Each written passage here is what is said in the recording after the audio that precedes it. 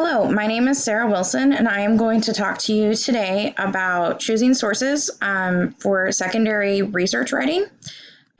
This is the making critical choices about information sources to use. So the discussion question today is what makes a resource credible enough to use in your paper or for whatever project it is that you're using. So I have found 10 different things that we can use to help make your papers better. And I want to start with one that is sort of surprising to most people, and that is Wikipedia. I do not suggest using Wikipedia at all in your papers, but what I do suggest is using Wikipedia as a jumping point. So what you can do is you can go to wikipedia.com and you can scroll all the way down. If I just wait for it to load. And I'm going to search World War II Normandy. And we'll just click on that. So I can come down here and click on references. And now I have all of these references that I can use when I'm searching for things. And these will more than likely be good, reputable sources. So for instance, this one ends in a .gov. It's American Battle Monuments Commission.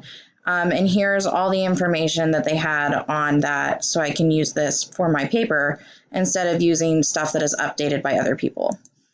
Other sources that I have chosen, archives. Archives are a really great way to go back in history. They will have sources ready for you, such as videos and images, articles. You can use Google Scholar, which is like Google, but specifically for school research and for looking for those peer-reviewed articles that are going to make it a little bit easier on you. Because what happens when you search on Google is you get that first most popular response. So that may not even be an accurate response. It may just be the one that has the most clicks. And it could just be a form of clickbait. There are also online encyclopedias and databases through your library website. Both of these you'll have to log into, but most of your schools will have a login already set up for you. So online encyclopedias are just short, really easy to read through little articles about your topic, and they're a great jumping point for trying to get ideas to expand on your project. Databases and library websites are going to be a little bit more narrowed. You go through your library to the database, and they're going to find peer-reviewed articles for you. They're going to come from journals, they're going to come from news sources, and they're going to be reputable sources. Anything that ends in a .gov or a .org is usually a really good resource, with the exception of Wikipedia.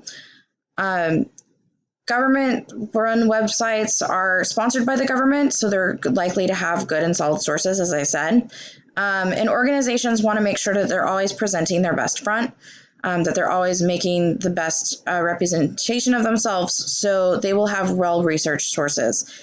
Popular and credible organizations. As I stated, HGTV is where we go for design. So they're going to have a lot of information on design because they take pride in being one of the forefront sources for that particular topic. The same thing goes for like the History Channel or the Discovery Channel. Those places are going to want you to be there. So they're going to definitely have those sources that are double checked and credible and well researched so that you can use those for your own research. TED Ed is for videos. You don't just have to use articles, you can always use videos. Videos are becoming more popular, and you can watch these videos and take away quotes, or you can take away main ideas. You can use these videos again as a starting point for your research, but they have a great collection of videos on different topics that you can use. Reputable news sources is the last of the 10, and those reputable news sources are going to be things like the New York Times or the Dallas Morning News, not theonion.com, which is a satirical website. You want to make sure that these are well-trusted news sources. But the best thing about these are that they're great for current events, and they're really great because they are constantly updating themselves They are constantly making sure that they have the most up-to-date facts and that they are factual, because it's important to them. So this skill is really important because we have what we call fake news now, right? And we see that all the time. We see those clickbaits that are like, oh, you should watch this video. You'll never believe what happens at the end. But then, of course, we all know what happens at the end. And when you're just doing your own research in life, when you're trying to figure things out, you want to make sure that you're using these reputable sources so that you're not being tricked into using things that you don't want. Or if you're building IKEA furniture, you want to make sure that the person knows what they're doing, right? That you're watching the video of, and that you're being able to follow along with that. So knowing that Wikipedia is maybe not the best website for the truth, and you might have better information if you go to an online encyclopedia, is really good information that you can apply later. Anyway, so again, what makes a resource credible enough to use in your paper? You're looking for something that is a reputable source, that is organized, well-researched, peer-reviewed, someone that it comes from the government or an education website or an organization that really focuses on that topic. Thank you.